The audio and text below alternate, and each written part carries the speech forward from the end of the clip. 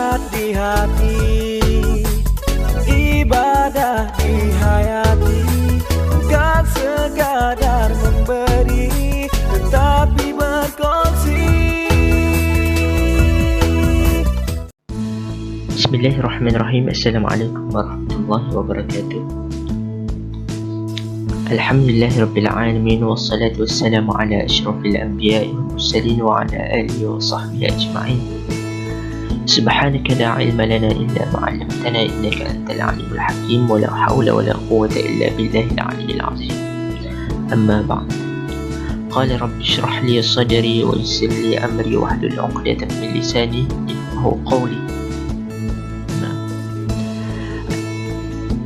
Pertama dan selama-lamanya, marilah kita bersama-sama merafakkan setinggi-tinggi kesyukuran kepada Allah Subhanahu wa Ta'ala, sebab dengan taufik dan hidayahnya masih lagi kita dapat bertemu walaupun dalam secara maya.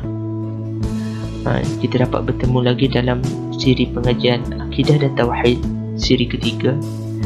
Maksudnya dah 3 minggu dah kita belajar secara maya kan. Jadi insya-Allah dengan apa yang kita usahakan, dengan apa yang kakak-kakak, abang-abang, adik-adik korbankan masa, insya-Allah semua itu akan diganjarkan oleh Allah Subhanahu wa Ta'ala dengan sebaik-baik ganjaran. Kan Allah menyebut dalam surah Al-Mujadalah, Allah menyebut Yarfa'illahu alladhina amanu minkum walladhina utul 'ilma darajat. Allah berfirman, Allah mengangkat darjat orang-orang yang beriman daripada kamu dan orang-orang yang menuntut ilmu pada kamu beberapa darajat. Alhamdulillah. Jadi tidak kiralah kita sebanyak mana pun kita belajar, sama ada kita belajar sikit ataupun banyak, insya-Allah Allah akan meningkatkan lagi kedudukan kita di sisi Allah Subhanahu wa Ta'ala. Dan apabila kita belajar ni, malaikat akan menaungkan sayapnya untuk kita, untuk menolong kita. Maksudnya malaikat hormat begitu mulianya kedudukan kita, sehingga ke malaikat pun menaungkan sayapnya untuk membantu kita. Nak cakapnya hormatnya kepada penuntut-penuntut ilmu. Jadi Alhamdulillah, walaupun kita berada dalam kesusahan sikit, jadi PKP pun masih lagi sambung, tidak menghalang untuk kita belajar, untuk kita menggali ilmu Allah Subhanahu wa Ta'ala. Jadi saya doakan kakak-kakak, abang-abang, adik-adik yang berada di dalam kesusahan, insya-Allah jangan berhenti berdoa. Insya-Allah benda ni kita dapat harungi bersama, insya-Allah. Doakan COVID segera hilang dari muka bumi lah kan. Senang kita nak buat, kita nak beli angki senang, kita nak semuanya senang lah, kita nak buat urusan semua kan. Sekarang ni agak susah, memang susah sangat. Jadi saya pun faham. Jadi saya doakan kesejahteraan dan kemudahan urusan pada abang-abang, kakak semua, insya-Allah.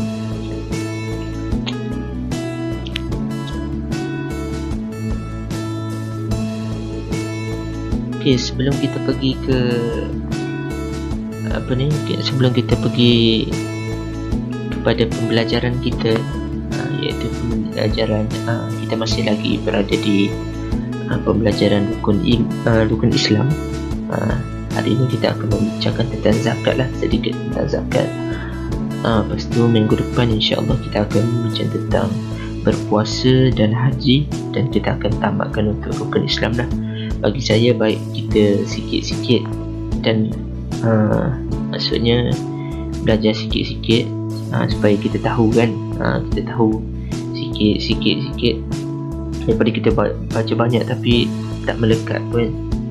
Jadi insya-Allah hari ini sebelum kita sambung ke pembelajaran kita adalah saya ingin membawa tuan-puan kepada ayat yang kita tadabbur sedikit ayat lah. Yang ini dalam surah Al-A'raf.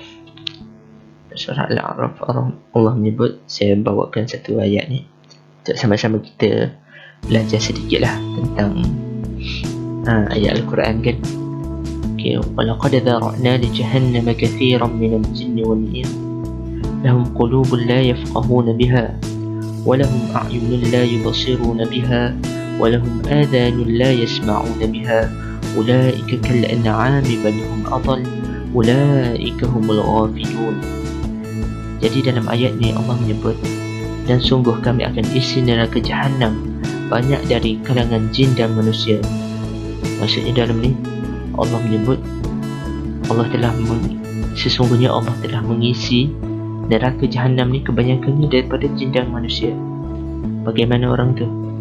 Kita tengok apa kan? Mereka memiliki hati tetapi tidak dipergunakannya untuk memahami ayat Allah, dan mereka memiliki mata tapi tidak dipergunakan untuk melihat tanda-tanda kekuasaan Allah, dan mereka mempunyai telinga tetapi tidak dipergunakan untuk mendengar ayat-ayat Allah. Maksudnya Allah telah mencampakkan kebanyakannya daripada golongan jin dan manusia, yang mana mereka ni lahum qulubun la yafqahuna biha. Mereka ada hati tapi tidak menggunakan hati mereka ataupun tidak menggunakan panca indera mereka untuk memahami ayat-ayat Allah. Walahum a'yunun la yubsiruna biha. Mereka mempunyai penglihatan tetapi tidak melihat, tidak dipergunakan untuk melihat ayat-ayat Allah, melihat kekuasaan Allah, melihat apa yang Allah ciptakan dan memikirkan dengan hati. Wah, subhanallah, cantiknya alam ini kan. Walahum adhanun la yasma'una biha. Mereka mempunyai pendengaran, mereka mempunyai telinga tapi tidak menggunakan untuk mendengar ayat-ayat Allah, mendengar apa itu kebaikan, mendengar nasihat-nasihat yang daripada yang baik lah, senang kan. Jadi apa yang Allah mengumpamakan mereka ni, ulaika kal an'am, mereka seperti haiwan ternak, bahkan lebih teruk lagi. Mereka itu orang-orang yang lengah, maksudnya orang-orang yang diberikan Allah nikmat. Contohnya kita mempunyai nikmat yang cukup banyak tapi kita tidak menggunakan untuk mendengar ayat-ayat Allah Subhanahu wa ta'ala, melihat kebesaran Allah, memikirkan tentang kekuasaan Allah. Jadi apa yang Allah menyebut di sini, Allah akan mencampakkan kita ke dalam neraka Jahannam sebab kita tidak bersyukurlah dengan apa yang Allah bagi, dengan nikmat yang Allah bagi kan. Allah dah bagi segala-galanya tapi kita tidak menggunakan untuk membuat perkara kebaikan. Jadi alhamdulillah,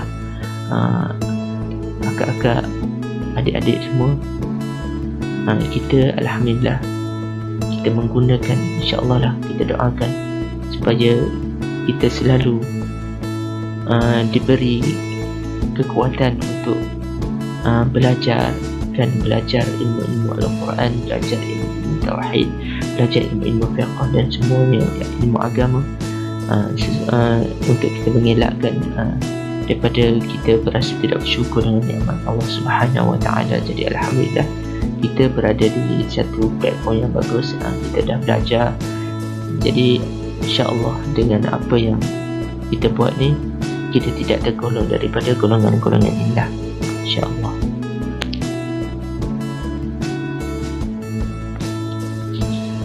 Okey, kita teruskan pengajian kita. Okey, kalau minggu pertama kita belajar mengucap 2 kalimah syahadah. Minggu kedua kita tengok tentang solat 5 waktu sehari semalam. Jadi kali ini minggu ketiga kita akan mengeluarkan zakat lah. Jadi kita akan tengok apa itu mengeluarkan zakat ni, rukun Islam ketiga. Jadi kita dah nak habis dah pengajian kita puasa di bulan Ramadan dan menunaikan haji di Mekah bagi yang mampu. Jadi lihatlah nanti kalau poin yang 4 dan 5 ni pendek, jadi saya akan buat satu kelas sajalah. Maksudnya saya akan gabung 2 poin tu, insya-Allah.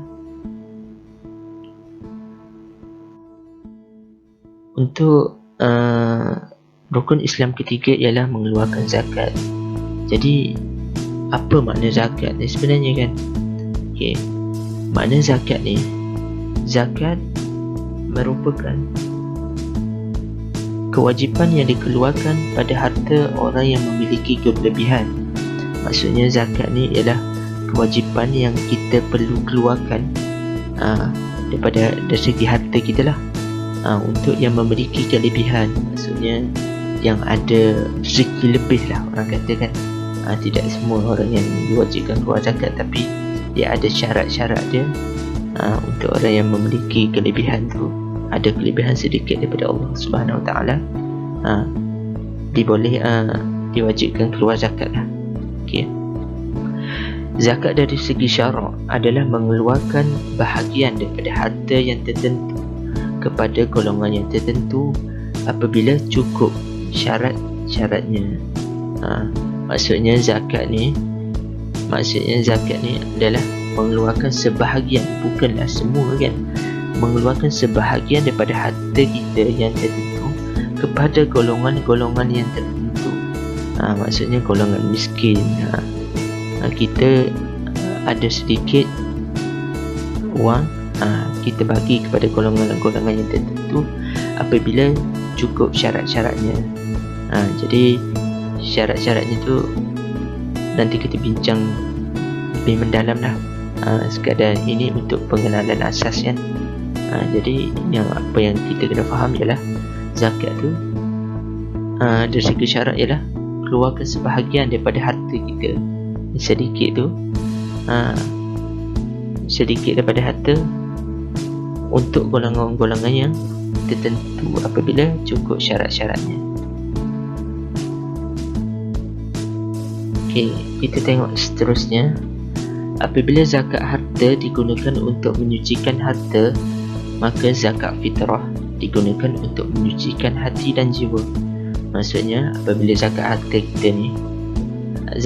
ni digunakan untuk menyucikan harta, maksudnya kita ada sedikit wang, jadi kita sedekahkan untuk kita sucikan harta kita. Maksudnya mungkin dalam harta tu, mungkin dalam pekerjaan kita ada terlewat ataupun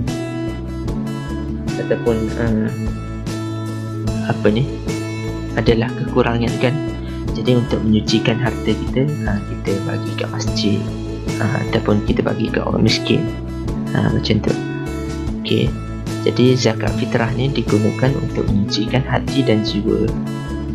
Okey. Jadi dalam surah At-Taubah Allah berfirman, maksudnya ambillah sebahagian dari harta mereka menjadi sedekah, yakni zakat, supaya dengannya engkau membersihkan mereka dari dosa. Maksudnya apabila kita sedekah ataupun mengeluarkan zakat, diri kita akan bersih daripada dosa dan mensucikan mereka dari akhlak yang buruk. Dengan zakat juga dapat menyucikan kita daripada akhlak yang buruk, maksudnya perbuatan-perbuatan yang tak baiklah. Dan doakanlah untuk mereka, kerana sesungguhnya doamu itu menjadi ketenteraman bagi mereka. Dan apabila kita sesungguhnya apabila kita mengeluarkan zakat ni, kita doa pun Allah bagi ketenteraman kepada hati kita kan, ketenangan jiwa, menyucikan hati dan jiwa kan. Jadi kita berdoa kepada Allah Subhanahu Wa Taala pun insya-Allah lah kita lebih tenteram. Antara orang panggil kelebihan kita berzakat lah kan. kalau zakat harta ni untuk menyucikan harta, maksudnya memberi dalam, orang kata dalam rezeki kita tu ada rezeki orang lain lagi kan. Macam tu. Zakat fitrah ni untuk menyucikan hati dan jiwa. Okey. Okey, yang terakhir, apakah tujuan zakat tu sendiri? Kenapa Allah Islam menerapkan zakat ni antara daripada rukun Islam?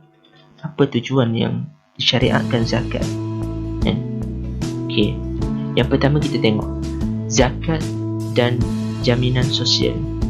Maksudnya zakat ni kita boleh membantu masyarakat kita kan, yang mana yang tidak apa ni, orang kata yang susah lah kan, kita bantu dengan berzakat ni kita boleh membantu saudara-saudara kita lah kan. Yang kedua, penggerak ekonomi bagi golongan yang tidak mampu supaya memainkan peranan dalam ekonomi. Maksudnya di sini kita akan sedikit sebanyak apabila kita berzakat ni kita boleh menolong golongan-golongan yang tidak berkemampuan lah, daripada segi daripada segi keperluan mereka kan. Contohnya mereka berniaga, lepas tu kita bagi sedikit sumbangan, macam tu, untuk mereka melestarikan hidup, mereka, nyambung hidup kan? Okey, yang ketiga, menyuburkan kegiatan halal dalam aktiviti sosioekonomi umat Islam. Maksudnya apabila kita berzakat ni, kita akan menyuburkan lagi kegiatan halal dalam aktiviti sosioekonomi umat Islam ni. Maksudnya tak adalah orang kata kalau kita tidak membantu masyarakat kita tidak membantu golongan yang tidak berkemampuan, jadi mereka lebih kepada terdedah kepada untuk membuat perkara-perkara yang tidak elok, contohnya mencuri ataupun macam-macam lagi lah kan. Sebab orang ni dia demi duit memang dia akan buat macam-macam lah. Jadi apabila kita membantu masyarakat kita, jadi insya-Allah dia akan sedikit sebanyak akan mengelakkan benda-benda yang tidak diingini tu daripada berlaku lah kan. Okay, yang keempat, membantu kegiatan dakwah dan pendidikan dalam masyarakat. Jadi dengan kita berzakat ni kita dapat membantu kegiatan dakwah. Maksudnya kalau ada NGO yang meminta sumbangan untuk bawa kepada fakir miskin contohnya, dan ataupun mereka memberi sumbangan untuk pendidikan masyarakat, jadi sedikit sebanyak dapat meringankan beban dah, dapat melancarkan golongan-golongan pendakwah ni untuk menyebarkan agama Islam, dan secara automatiknya mereka pun ada memberikan sedikit macam sumbangan kepada pendidikan dah.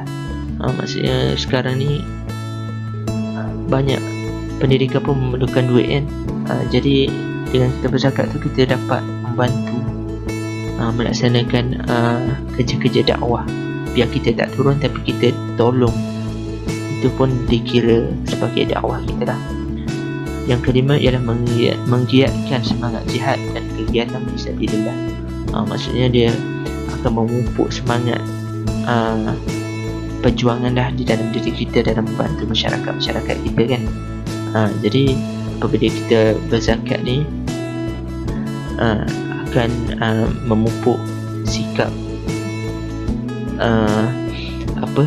yang baik lah dalam diri kita semua kan. Okay. Jadi apabila kita berzakat juga sebenarnya apabila kita bersedekah atau berinfak, jadi pahala yang kita buat tu insya-Allah akan mengalir. Contohnya apabila kita memberi sumbangan kepada orang kan, Jadi dia boleh gunakan untuk dia beli makanan kepada anak-anak dia. Lepas tu dia pun diberi kesihatan untuk beribadah kepada Allah. Selagi mana dia buat kebaikan, orang yang kita sedekahkan tu buat kebaikan, pahala tu akan dapat saham kepada kita juga. Itu yang kelebihannya, yang indahnya Islam sebenarnya. Dan dalam bersedekah, berzakat semua, apabila kita tolong, insya-Allah saham tu ada dengan kita. In tansurullah yansurkum. Apabila kita menolong agama Allah ni, insya-Allah Allah akan menolong kita. Ya. Jadi setakat tu untuk pembelajaran pada hari ini, untuk tajuk zakat. Apa-apa masalah boleh bertanya dalam grup lah. InsyaAllah saya akan bantu kalau yang sekadar yang termampu lah. Jadi alhamdulillah selesai pada hari ini. Apa yang baik tu daripada Allah Subhanahu Wa Taala, apa yang kurang tu daripada kelemahan diri saya sendiri. Hakikatnya daripada Allah Subhanahu Wa Taala. Terima kasih kepada akak-akak, abang-abang yang join pada hari ini. Kita berjumpa daripada next sesi lah nanti kan, insyaAllah. Dan saya doakan semoga wabak ini diangkat oleh Allah Subhanahu Wa Taala. Okay, jaga diri, jaga SOP semua. Assalamualaikum warahmatullahi wabarakatuh.